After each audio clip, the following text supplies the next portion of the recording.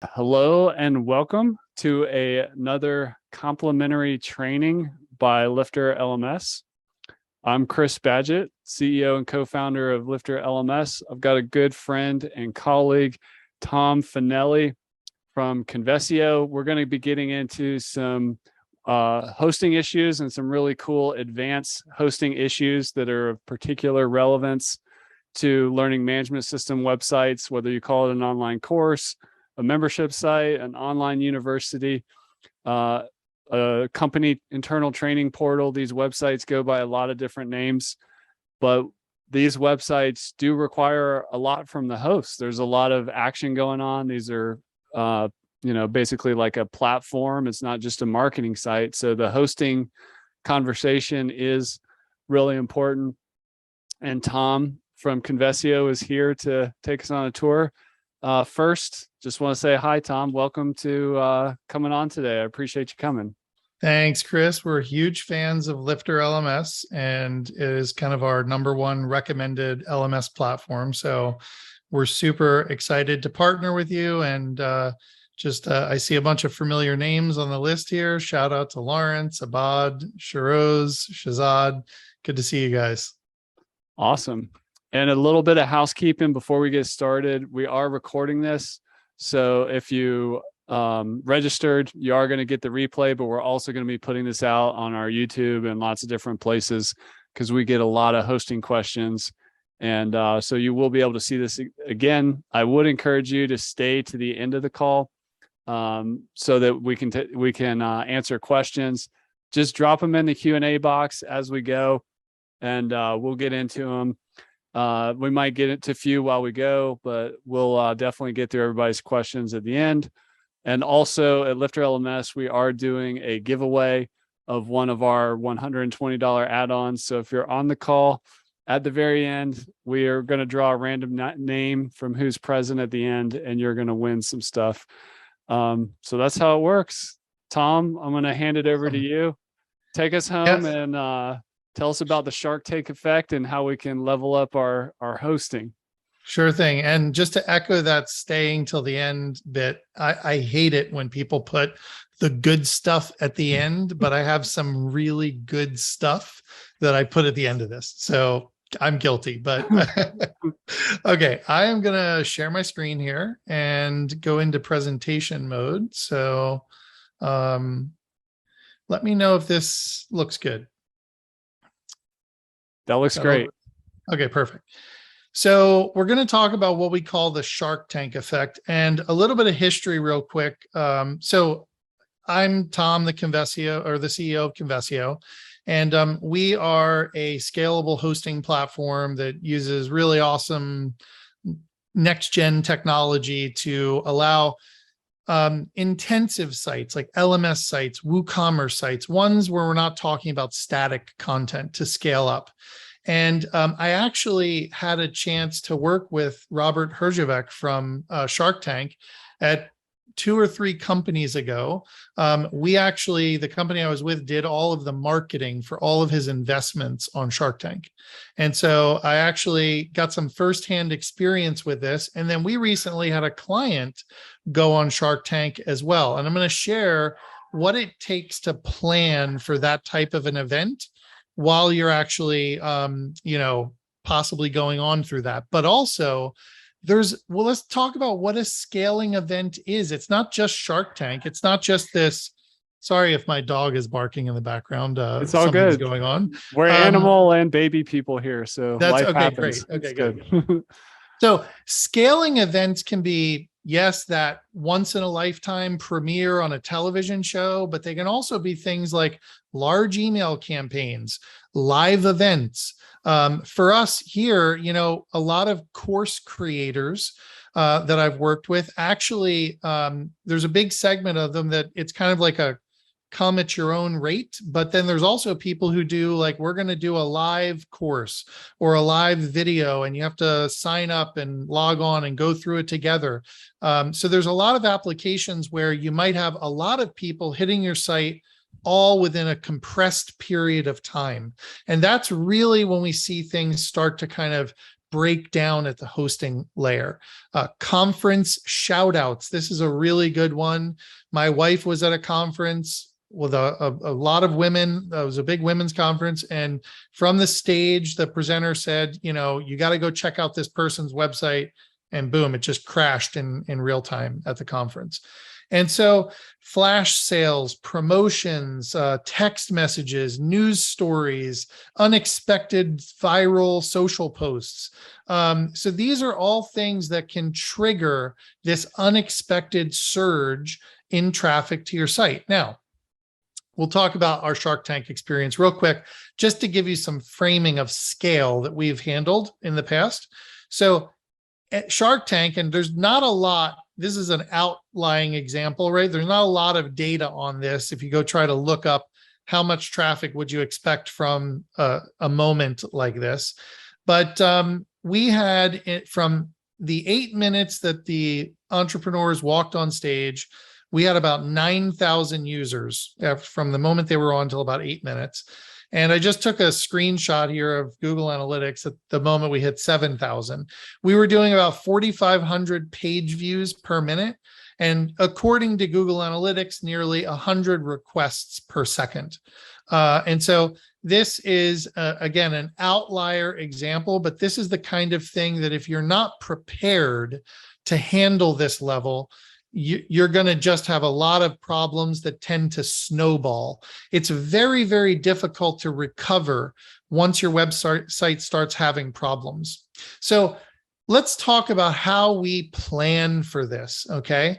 Because sometimes these events happen and they're unexpected, and other times you're going to do a good Black Friday is a really good example. If you're going to do a big Black Friday viral promotion, that's going to happen. You should get prepared by testing. So first thing you've got to do is think about capacity planning, okay?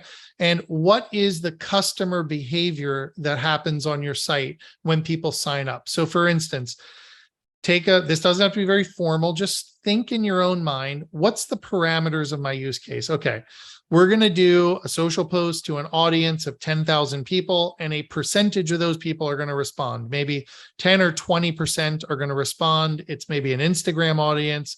It's going to happen really fast. What is that going to be? Is fast, everybody's going to hit within 1 minute, or people are going to hit within 10 minutes? What's the primary behavior of these people? Are they going to be logging in, browsing static pages? How many checkouts do you expect to have? Work through this from an analytical perspective. Put your marketing hat on, because it's very similar to that. So it's like, okay, I'm going to expect 10,000 people to see this ad, or 50,000, whatever it is. How many people are going to click through? How many of those people are going to order? And in what time frame are they going to order? Or are people going to be taking courses? So if you're doing some sort of a group class where it's like, you're going to have 100 people on, all going through this course at the same time. How many screens are there in the course? This gets, somewhat complicated to load test for, because, courses can be wildly different. Your audience knows this. You can have lots of different type of answers, lots of different type of engagements on course pages. And so that's all really important. Or is it leads? Are you signing people up for something? Is it someone registering for something? All of these things have different amounts of load that they're going to put on your site, okay? And so it's really important for you to understand your capacity planning. All right, so I want to give you some real world examples of what this stuff looks like, okay? And I'm going to give you some tricks along the way here that will save you money, okay? And hopefully stress. Event start times. We have found that this is one of the things that, think about it like this. If you're going to have 10,000 people on your site, if they're all going to do something in 5 minutes, that is going to create a massive spike in load. If they're going to do things over an hour, that is a lot less load. And you always have to plan the point of failure is always going to be that peak. Okay. So everything you can do to spread things out so it doesn't happen all at once is going to lower the amount of hardware that you need and capacity you need. Getting 1,000 people to a website in an hour is very, very different usage than getting 1,000 people to the website in 5 minutes. Okay. So there's some examples of usage curves. The top one here shows an event that basically started, and this was actually a live event where people were doing a lot of different things in the event. They were bouncing around to different rooms. They were talking to people on chat. They were doing all sorts of stuff. This event in the middle here is a really good example of an event where there's a start time that happens very quickly. So you'll notice, like, within 5 minutes of that event, usually the rule I see is 5 minutes before, 5 minutes after the start time is your peak. Okay. And in this particular event, all people had to do was log in and then sit on a page and watch a streaming video from a third party like Vimeo. So those type of events where people are logging in and then they're staying put, the load just subsides because there's just not a lot of recurrent requests to sit there and watch a video. And then here's an example of an event that had a much longer ramp up. Now, what are the things that affect this? All right. I tend to think about what I've seen in the types of events is, are they corporate or consumer? Okay. Are they mandatory or are they optional? Okay. Do they have an official start time, or do they have like a window of like, this is going to be taking place and you have the opportunity to log in and purchase something or use a coupon code anytime during this day or half day or a few hours, right? Are there things that celebrities, keynotes, kickoffs, things that are going to basically say, look, this is happening at this time, you've got to be there then. Okay. That is very, very relevant to planning your event. Now, one thing that I've seen people do is there's people using text messaging out there to advertise. Nothing will crash a site faster than text messaging. Text messaging works at this like blistering speed. And there's a lot of people out there that unknowingly send out 30,000 text messages and go, oh, my site literally went down in 30 seconds, like from when I sent the thing, it's crashed. And that is because of the instant nature of text messaging. It just happens very, very quickly. So these are all things to think about when you're planning for whatever your Shark Tank style event might be. All right. So we're going to get a little more technical here, and I'm going to explain to you how some of these things work so you can appropriately understand if you have enough resources. So in the world of any type of high traffic event, the two most important resources for you to understand are what are called CPU. Well, that's your CPU cores, your vCPUs, your central processing unit, and workers. Now, you will see CPUs merchandised at all the cloud providers. Many of you, if you use DigitalOcean, or you'll know I've got a 8 vCPU machine or whatnot. A much more obscure and less understood and known concept is this notion of workers, okay? And I'll explain what those are in just a moment, but both of these are very critical because these are the resources that you tend to run out of first. All right, we're going to look at a typical load usage on the left here. So the top chart is the front end CPU load for WordPress, okay? The second chart on the bottom is the database load.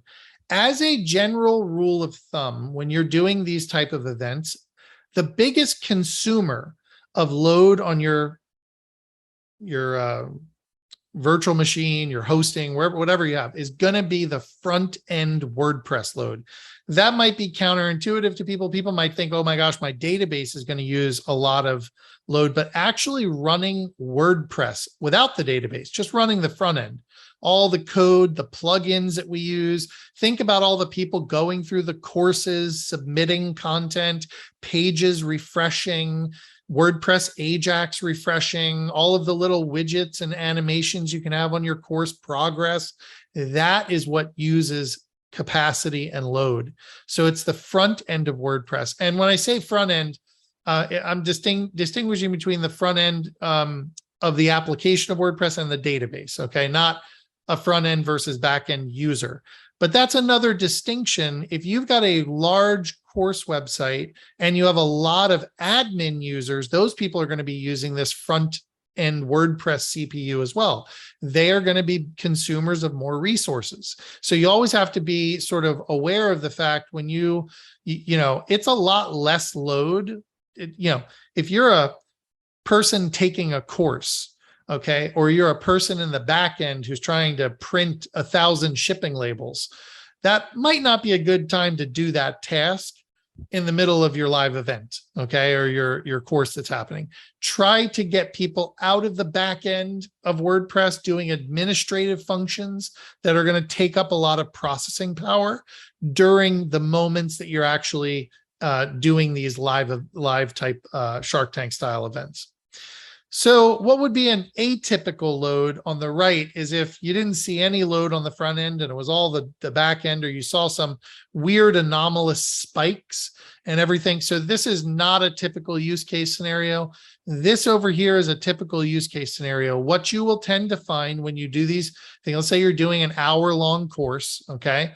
You will tend to see that once people get logged in, you'll have a spike, and then you'll either consistently run at a particular level, or you'll have some little peaks and dips, but for the most part, until the event is over, which you can see right here, this is where this event ended, and you'll see a sharp drop off once everybody has completed whatever course or project or engagement that you have for them. Okay, so that's CPU usage, okay? Now, workers are related to CPU, but I'm going to tell you an analogy to make this very easy for you, okay? This is a retail store analogy. We've all been to a store. We can imagine walking in, shopping for something, and checking out. In this analogy, the store is equal to your server, okay? The customers are the number of visitors. The workers are the number of cashiers that you have. And think of the CPU as your square footage of the store, okay? That's the overall capacity of what you can fit into it. Now, here's the process. Visitors come to your store, they look around and they shop. This would be equivalent to people browsing around your website, maybe seeing cached content, okay? The moment that they decide to purchase something, they're going to take that item to the cashier, all right? And that cashier has to ring them up. So that can't be a cached process. That's like the computer, the CPU, the workers, they have to do a process, okay? Now, if you've got one cashier in your store, you can only do one thing at a time. If you've got 5 cashiers in a store, you can check out 5 customers at a time. And so the number of concurrent users on your site is equivalent to the number of concurrent checkouts that you can have, okay? So now that doesn't mean that if I have a user, I have 5 people on the site that they're all doing something at the exact same time. And this is where we get into the nuances of computing, right? I mean, computers work in fractions of a second, right? And so doing one request for a PHP worker can do hundreds of requests, probably, you know, maybe even a second. And so a PHP worker can recycle itself very, very quickly and can handle requests very quickly. But the more complicated the request is, the more time it's going to take. Okay. And so that's where we start to wind up having problems with bottlenecks in performance. So the longer a request takes, right, like browsing a page and fetching that page back is very fast, okay, milliseconds. Whereas actually maybe processing or tallying up your progress, that might take a little bit more, hundreds of milliseconds. All right. And so you can quickly see that if you've got 100 people on the site now, and they're all doing things that take hundreds of milliseconds, we have to have many more than one worker on the site. And in fact, I'll actually give you a point of reference for a test I just ran with 100 people taking a course in LifterLMS. And we'll show you how many workers you need for that to happen. But that's the analogy of workers. Now, sometimes when you have hosting, you don't have the control over how many workers you have. Sometimes people give you X amount of workers on the plan that you have. And a lot of times, if you've ever experienced your site crashing or getting slow or timing out, chances are you're probably running out of workers and there's not enough, your requests are piling up and there's not enough workers to handle them. This is the equivalent to a long line forming in your store. People are waiting to check out and they're waiting and they 10 minutes and all of a sudden someone's going to open that door and they're gonna be like, I'm not even going in there because it's too packed. And that's like when someone can't get on your website. Okay. And so that's my little analogy of how to think about workers. And workers, the more workers you have, the more CPU you need. So, all right. So that's kind of the analogy of how that works. So let's talk about the benefits of load testing. I have a philosophy, and it's like you cannot hope and pray by going into these live events, you have enough capacity. You really have three choices, right? You can take the hope and pray method, which is like, I hope I can handle it and nothing crashes and I don't really know. You could try to educate yourself with resources like myself and Chris and our team at Convesio, and you can be like, okay, I'm not going to do a load test, but let me try and estimate how many resources I might need based on other people's tests. But here's something really important to know. Every website is different. They all have different plugins. They all have different hosting. You know, every server performs differently. I'm going to show you some stats on that.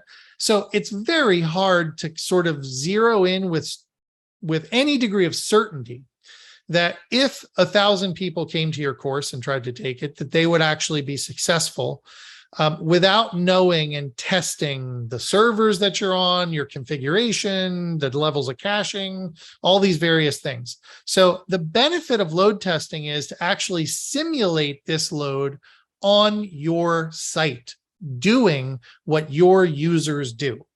So we simulate the amount of traffic that you expect, because in your capacity plan, we actually planned out what we thought we would need, how many people we thought would visit. We simulate checkouts, logins, whatever it might be, maybe even course sessions going through your courses. And I'll talk to you about that in a moment when I show you the tools that are available to do this. Determine what your upper limits are. You know, it's going to be a range. Nobody ever said I'm going to have 5,000 people at my event and had 5,000. Okay. It's always like I see ranges from 30% to, I had an odd anomaly just a couple of weeks ago where we were supposed to have 5,000 people. We had 7,000 show up. And so, you know, sometimes you go over, a lot of times you wind up going under. But it depends what type of thing it is. Is this an event where everyone's registered? Is it a marketing thing where people are going to respond? You know, so everything's different. Then you can accurately plan on your infrastructure, what the right resource usage is going to be. And you know, going into this, you're not going to have any problems. Okay. So that's the best scenario. So let's take a look at some examples of load tests, how load tests work. So this is an example, and I'm going to give you the tools that we use for this. Some of these tools, quite frankly, are extremely simple to use. And then some of these scenarios require more dev work. Okay. And I'll show you where those are and what to look for in that, and if you need to do that. So this is a tool that we use called RoboSwarm, and RoboSwarm is really great. It's easy to use. It works really well with WordPress, and it can simulate people logging into your site. It can simulate people buying something through WooCommerce. It can simulate people browsing your site as external logged in users. It can actually simulate administrative users logging in, right? So you can do admin users, front end users. So all of that stuff out of the box, extremely cheap product. Well, I don't like that word, affordable product, extremely affordable product. Very, very good for out of the box tests on WordPress, doing several complicated scenarios like WooCommerce purchases and things like that. And so what you want to see in a WordPress, this chart shows us here how we started the WordPress the load test, and we had this is this green bar here. You can see this is about these green bars going up and down, about 1,600 users on the site at this point. And this is the kind of data you're looking at. You're like, hey, 1,600 users, 400,000 requests in total, 0 failures. That's what you want. 0 failures. You don't want to have any failures. The minute you start, I'll show you some with failures here. And then how many requests per second were you handling? You want flat response times too. This is the median response time on a site. So you can see here, it's like under 200 milliseconds for WordPress to respond, and it stayed flat throughout the entire test. Okay. What you don't want to have happen is this type of scenario. So this is a scenario where we scaled up users. This was a test for 12,000 users. And all of a sudden we had a massive spike in failed requests. Okay. This is what you don't, and likewise, you also don't want to have your slide here that shows a nice response time. You don't want this going way up, okay? Because then that will mean that your site is slowing down as you get more users on it. Now, there's a range here. We don't ever do tests where the site like never slows down, okay? You're going to get to a point where it's going to take longer and longer, especially if you're doing things like WooCommerce checkouts, right? If you're doing WooCommerce checkouts or LMS courses, the more people you throw at that, the harder your hardware starts to work, the longer it's going to take for those requests to complete. But do they all complete in under 1,400 milliseconds, or is it taking 8-9 seconds for the requests to complete? That's the thing you have to watch out for. And you have to decide as the business owner, is this in a level of tolerance that is good for my users? Okay. Just to throw out a couple tools here, RoboSwarm, I mentioned to you, and I think it's either roboswarm.dev or roboswarm.io. I can't remember the exact link. Maybe we can I'll put it in the chat. Yeah, find it, put it in the chat. And then loader.io. Now, loader.io is a very simple tool, but it only does externally non-cached pages without some gymnastics you have to go through. It's much easier to do logged in users through something like RoboSwarm. RoboSwarm is going to be a lot more WordPress friendly than Loader.io, which is just a generic testing tool by SendGrid. Okay, so monitoring the right metrics when you run these tests on the back end of your VPS or hosting plan. If you've got it and you can check this out, you need to monitor these stats. So PHP response times. Okay, again, we don't want those getting up too high. We tend to look for something like, 400, 500, under 800 milliseconds for response times of PHP. How many requests can your site handle per second? How many database queries are happening per second? And then the other thing, and this is like some real world example, external services, okay? External services can be things like shipping and fulfillment, tools that you might use. These are things that, if you're not using known, like top tier providers for things, sometimes those slow services will drag down your site performance because your workers have to wait for them. Here's an analogy off the top of my head. Imagine that you're checking a person out and you now have to call the credit card company when you're checking that person out. How much longer is that checkout going to take than if you just ran their card, swiped it, and you were off to the races? that backup will make your line, your queue, get longer and longer and longer. If you're using a bunch of external services to do all sorts of things, I've seen people use external services for, I've got chat widgets on here. I've got shipping tools, fulfillment tools, some inventory systems people that to communicate with. All of these things have the potential to slow things down if they can't handle the load you're throwing at them. Long running queries, inefficient code. This is stuff that will slow down every transaction in your LMS site. And so, that's one of the reasons we love LifterLMS. It's highly performant and scalable and got great code behind it. But man, I've seen people using other unnamed LMS platforms out there that love to put in all sorts of fancy widgets and plugins and animations and all sorts of sophisticated things. That stuff drags your site down. You really have to ask yourself, do I need this? By the way, one thing to think about, do I need this for my event that I'm doing right now? You could turn off some of these things. Look, folks, you don't need to be running backup plugins in the middle of your 1 hour moment of glory where you've got 10,000 people on your site. Okay. Turn some of the stuff off to minimize the load during your live event. That's something I'm just learning to consult with people on. I'm like, the 90 plugins you're running in your site, do you need them during the hour that your big event is going on? Right? So that's stuff that you can think about. Cron jobs, shut off your cron jobs. I'll give you another real world example here, just so you guys can start to think about how to understand your site's performance. This is a WooCommerce. There's a WooCommerce cron job that does something with order notes, okay, that I found in one of our clients' thing. No problem if you're getting 50, 100, 200 orders an hour, it runs hourly. But the minute you start getting thousands of orders an hour, that job that you didn't even notice was doing anything is now going to run during your peak sale and try to process the last 2,000 orders that you got in the last hour. What do you think is going to happen to the people buying that are still in the middle of that sale trying to purchase? Everything's going to get slow.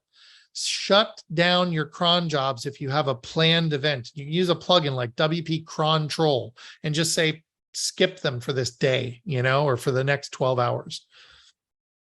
Okay. This is an example of application performance monitoring. This is a really important tool. There's several of options out there. New Relic is one you might know and have heard about. And if you're on, many hosting providers will support New Relic. This will show you how your site as a PHP application is performing. And I talked about the response times of PHP. This will show you, and this might be a little bit on the technical side because to learn how to understand what's happening here, but if you have a really good hosting provider, they will do this for you. They will point out for you, hey, Chris, this plugin's taking a lot of resources up. We should consider switching it out for something less resource intensive, or maybe optimizing some of these DB queries that are going on. This is the kind of tool that can be very, very helpful to gain insight into what is taking so much of your resources on your site.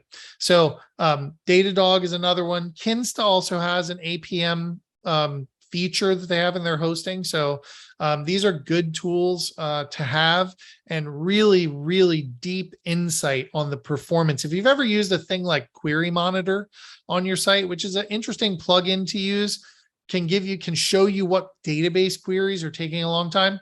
Don't run Query Monitor all the time. It actually slows things down, but this is like Query Monitor on steroids, way more sophisticated. Okay. Let's talk a little bit about caching strategies, and I'm going to wrap up here and we can do some Q&A. So I highly recommend you use a CDN. The most popular one out there is Cloudflare. Cloudflare allows for you to cache, and if you've never, most CDNs follow this premise of they have all these different server locations across the globe. And when you're in when you have a geographically dispersed audience, so if you've got, users logging in from all over the world. This will allow them to, instead of hitting your server for every request, it'll store the assets on the edge, which is Cloudflare's location that's closest to that consumer. And so, if a person is in Australia, like Lawrence, he would be getting resources loaded from Australia. And the great thing about that is those requests never hit your server. So it gives you more capacity to actually do the important stuff, right? In your website, like serve up people's courses. Okay. So I highly recommend a caching strategy with a CDN. This is the stack that we believe is the most performant. So we love Nginx. We think that's a really performant web server. MariaDB is very good. We happen to use two flavors of databases, MariaDB and Percona, but both of these are really good. Definitely must-haves for if you're not using Redis and a product like Object Cache Pro, which is getting more and more out there. Redis and Object Cache Pro. Object Cache Pro comes with several Cloudways plans. We include it with our hosting. We include Redis with our hosting.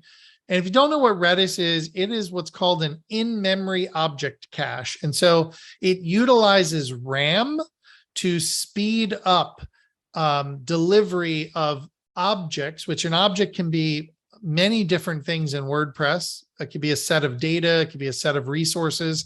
An object is stored in RAM and it's delivered very fast. And while your typical database might return queries in, I don't know, a couple hundred milliseconds, Redis will return queries in 20 or 30 milliseconds. So an order of magnitude faster. So the more requests that you can offload to Redis and service from Redis, the faster your website will be. Highly recommend WP Rocket. That's an awesome caching plugin for WordPress. And we talked about Cloudflare and New Relic. Okay, bonus material time. All right, so I did some load testing of LifterLMS, and I wanted to share some results with you.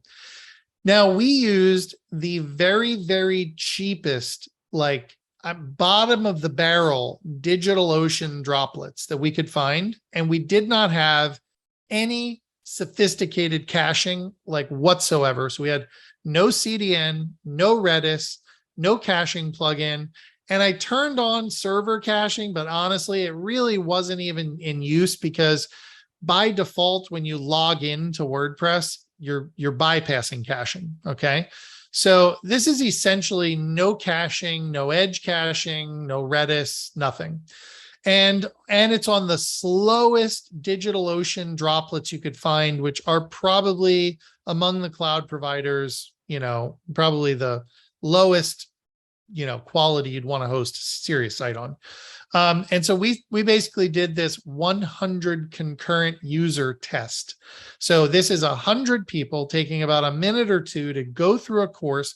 And it was actually the cryptocurrency course, Chris. I don't even know if you know how many questions there are in that course, but it took about a minute or two for the script to run through all of this. So we had this 100 concurrent users pretty much hammering this course. And so we used on this low end droplet here, probably call it, I don't know, between 500 and 600 CPU cores.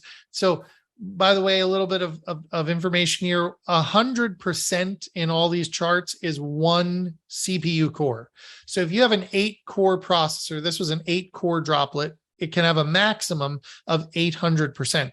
And this top graph is the front end web server. The bottom graph is the database server. And as you can see, as I showed you in the other load test, the database is not the thing that is the big load consumer. It is WordPress, the front end actual application of WordPress. But you can also see very little RAM used also. The RAM is not a big, people don't usually run out of RAM, okay? When you're doing these big events and you're gonna have a lot of people, RAM is not something you run out of. It's CPU cores and workers, okay? By the way, I had this test set up to have, I think I had allocated to it 150 workers, okay? I only used 19. Okay, 19 on this. So what I did was I took this test and I also ran it again, and I ran it on one of our production Google Cloud clusters. Now, these are C2 optimized clusters. Don't be overwhelmed with all the details here, but I'm going to walk you through this. Okay. By the way, this is an estimate, disclaimer here, only an estimate for this. Every site, platform, servers, they're all different. Okay. But on the left is DigitalOcean, and I extrapolated for per 100 users. How many vCPUs and how much memory would you need to host a live event, a live course where you had all of these people concurrently taking the course together? Okay. And basically what I came up with was, if you wanted to get up to 2,000 users, you need 150 vCPU cores and about 9 gigs of RAM, which is not even you can't even get a droplet on DigitalOcean that big. But here, look what happens. By the way, this is database and WordPress application combined. Okay. Look at, if you put this on a C2 instance of Google, you need almost a third of the vCPU cores. So vCPU, by the way, 19 versus 9 workers. So Google was able to do in 9 workers what DigitalOcean took 19 workers for. And that is because these processors are much faster on Google. Okay. They're very high frequency processes. And so you could do the 2,000 concurrent users with 45 cores on Google and not 2,000. Remember, and by the way, guys, if this was not concurrent users, if this was 2,000 users over an hour, you would need far less than this. This is 2,000 immediately all at the same time. Okay.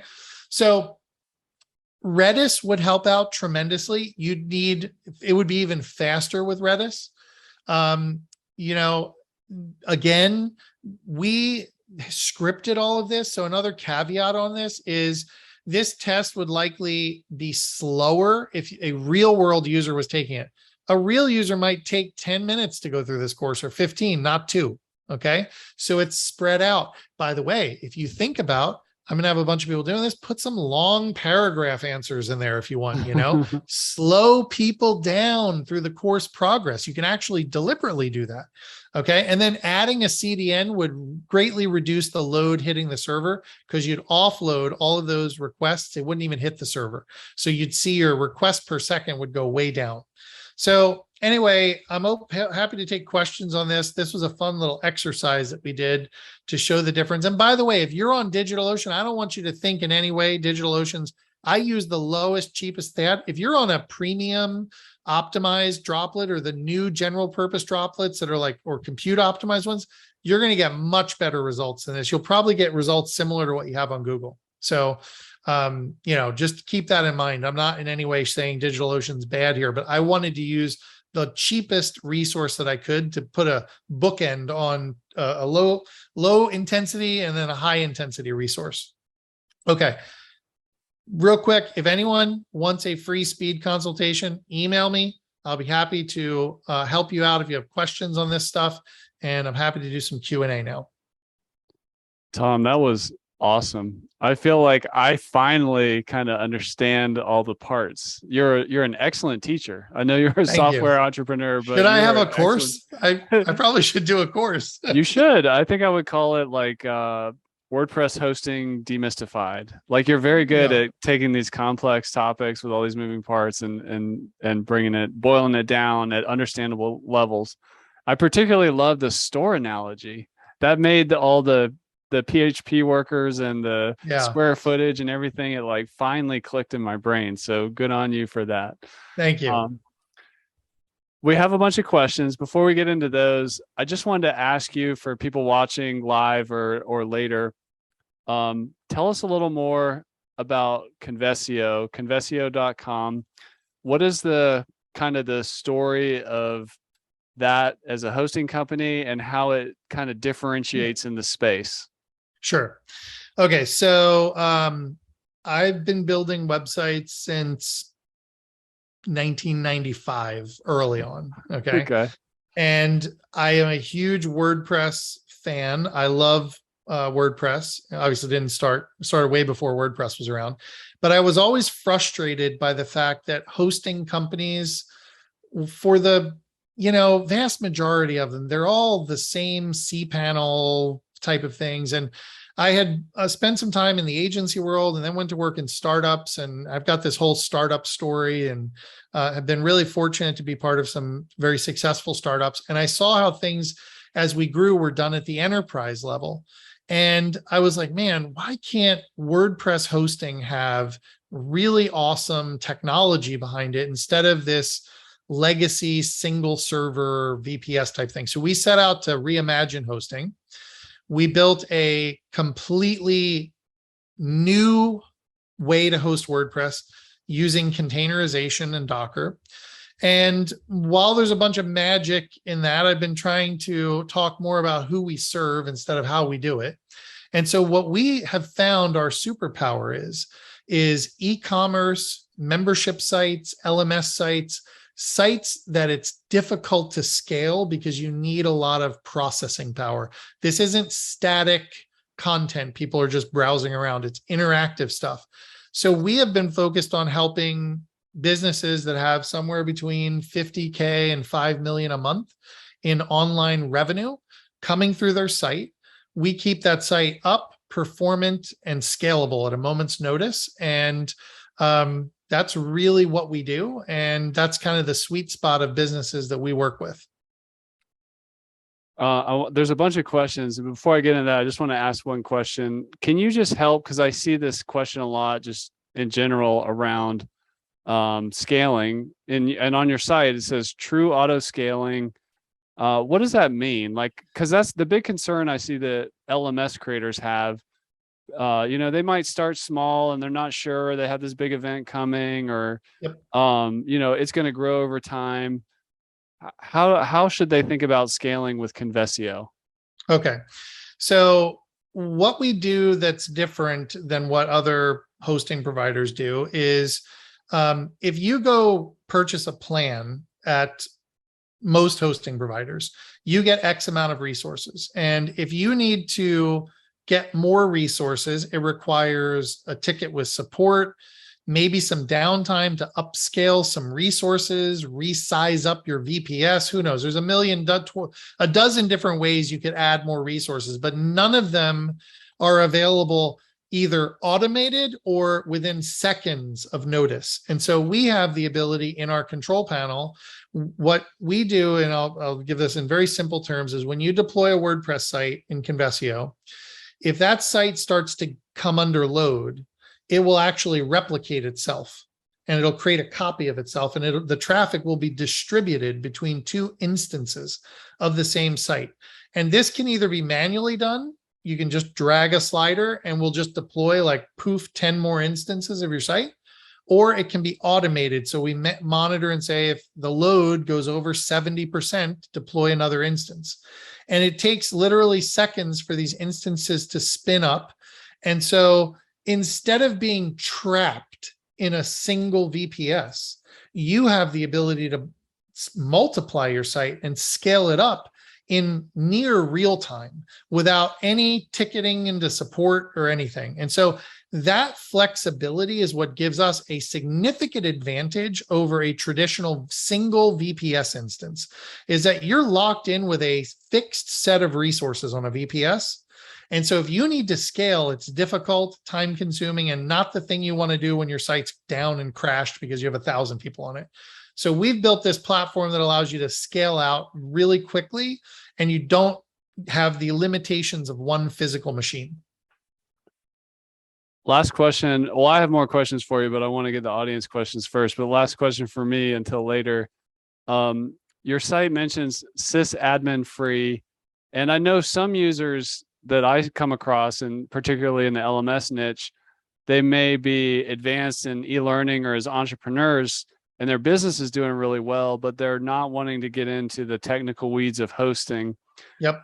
What do you have to say to the non-technical user who has a really, interesting business that looks like it's growing, and they want to get really high quality hosting and scalability? How can they go with Convesio? What do you have to say to them? Yeah. So this is the exactly who we built our company for and our platform. Our platform is very easy to use, but we look at it like this. We're your sysadmins. You don't need sysadmins. We do things routinely, like we do load tests. We do New Relic analysis. We handle that for our customers so they don't need to worry about it. So while there's a good bit of our business that says awesome technology platform, there's a good bit of our business that's service oriented. It's like we're there for you. We have a service called Scale Ops where when people do live events, we're actually with them side by side in Slack. We have a unique way of supporting our customers in Slack. And so it's people love that. And so when they have live events going on, our engineers are monitoring along with them. So they focus on their event and they know they've got someone obsessing over the performance of their site, monitoring New Relic, monitoring the infrastructure, making sure they're scaled up to what they need to be. So they don't have to worry about that type of thing. And that's really sort of this niche. We didn't build Convesio for developers or engineers. We built it for business people who don't want to have to worry about doing that type of stuff for their business. I love that. That's awesome. I want to get to some questions. One question we had, we actually see this one a lot. Should people think about if they have a heavy site, whether it's WooCommerce, which actually a lot of LMS users use as well, or just straight LifterLMS or any other WordPress LMS, should they split the marketing site from the more heavy data resource intensive LMS site, or just kind of keep them together? From like a DevOps perspective, what's the best option there? And I'm sure it depends. Like sometimes you want the separate marketing site or not, but what would you say to that question? Well, I could see pros and cons in both, use cases. But I will say from like a load perspective, if you're doing edge caching correctly, people hitting the end, your, public facing marketing site are going to be so little load. If you're utilizing full page caching with Cloudflare, then those people aren't even hitting your server. They're essentially being completely served from the edge. And so maybe there's some use cases where you'd want to split it, but to me, I tend to like to not have multiple sites to maintain. So I think this is as much of a business use case as well. Now, let me share some pros. I think you could lock down your LMS site much better if it wasn't attached to your public marketing site. So you could shield it from things like bot attacks and, things like that might really jeopardize. It's almost like you've got this public facing site, and unless you sign up or get logged in or whatever, you don't even maybe have, there's minimal exposure to the membership based site. So I could see that would be a pro. I could also see the pro of like giving your marketing team versus your course team separate access to it. So like, hey, I want my marketing team to focus on my site, but I want my course developers to focus on my course build out. And I want to manage them separately than the marketing team and all that. So I could see some business use cases. I honestly don't see a ton of stuff from a DevOps perspective, unless there's a unique scenario where you're doing something very elaborate, where you'd even need to separate them if you did not want to. Awesome. Another hard one or nuanced one is how many plugins is too many? And I know that's a really hard question, and we get this a lot. And not all plugins are as resource intensive as the others, right. But any just general advice for somebody who has that kind of question of trying to pare down? Yeah, I mean, I love, by the way, I just want to say, I love your insight of like, if you're doing this live event or you're having these concurrent course takers for whatever reason, maybe you should turn some things off temporarily. I've never even thought of that. That's a great idea. Well, we had someone that was using some plugin that basically emailed all these new people that like tried to get in to do reviews and everything. I'm like, do we need this on right now? Because it's taking up a lot of resources. Can we turn it off for an hour? Yeah. So what I would say on the plugins thing, I mean, I routinely see people running 90 to 150 plugins in their site. And I hate it. It's like, first of all, I see a lot of people litter their stuff up with one-time plugins. It's like, oh, export utility, import Yeah. utility. Like, are you using that every day? Shut it off if you're not. So take an inventory of the plugins. Here's the other thing and this is what I see. We work with some amazing world-class agencies. And you know what I see those agencies doing is, and this is a really smart approach to this. A lot of times people will install a plugin that does 50 things because they want one of them. And they can actually get a much more efficient custom plugin created to do that one thing that takes way less resources. So I see a lot of these larger e-commerce and LMS sites and people working with custom teams like, Wisdom Labs is an agency that does a lot of LMS stuff. They will actually rip out off the shelf plugins and assess what the business needs, and then just do a little utility plugin to patch it. And it'll basically be very, very, it'll be very efficient, and they won't have the overhead of 49 features they're not using in that plugin. Awesome. So that's really smart to me. A couple of niche questions here. Lawrence is asking, how's Instana as an alternative to New Relic? Yeah. So Instana is something we're actually rolling out company-wide. And so it's a competitor to New Relic. And in my opinion, while New Relic was probably one of the first and pioneers and popular platforms, there's a lot of other platforms out there that are much more sophisticated, and they're designed. New Relic was designed in an era where we used a lot of servers. There's a lot of newer tools that are born in the containerized world, the Docker native, Kubernetes native. And Instana is one of those tools that favors containers. And so, but they do similar things, they're similar tools, but we like Instana better. Can you do a quick mention of what the Docker / containerized thing means to the novice that's unfamiliar?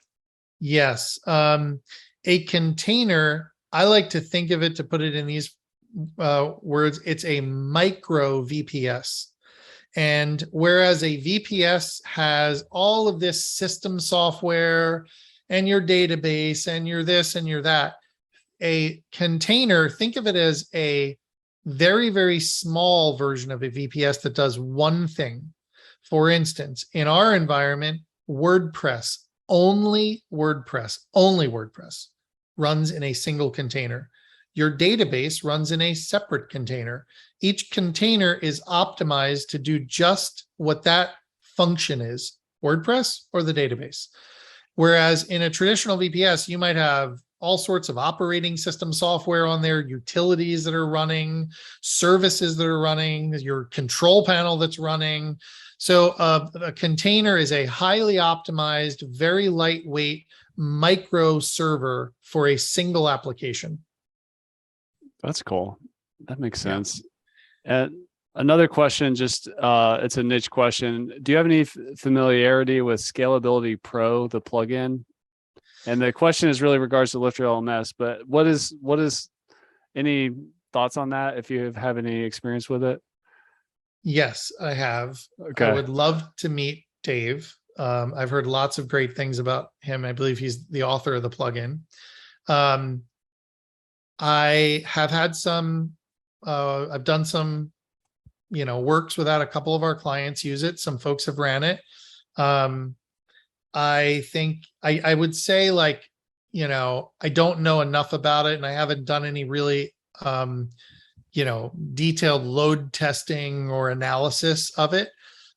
In that way, I know that it does what it says it does. I've ran it on a few sites, and it's optimized indexes and all that kind of stuff. So, but I don't know if I can actually point to, yes, I would use this because you're going to get a X percentage gain on, specifically LifterLMS. I think that, I think it was maybe designed for like WooCommerce, but it does database wide things. So I'm not sure how it works with LifterLMS.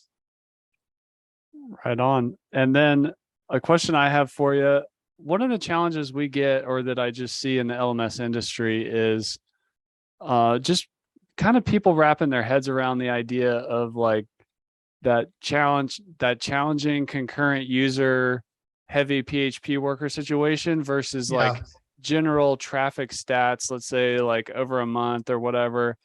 They right, feel like they need a lot more than they actually do.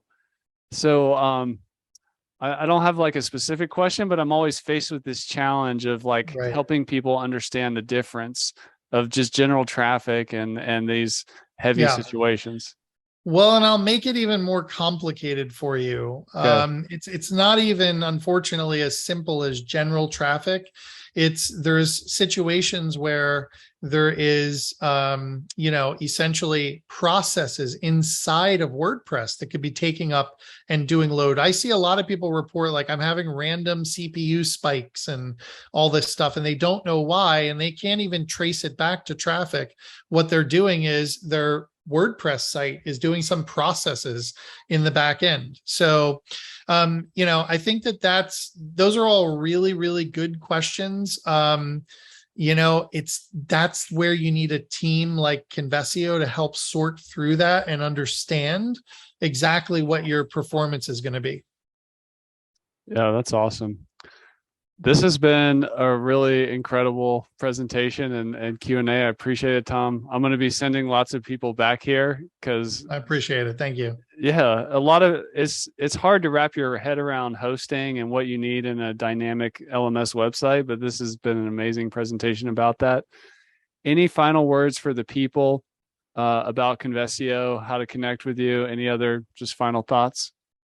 Yeah, I mean, look, this is what we're passionate about. If you guys are struggling, talk to us. This is what we help people figure out.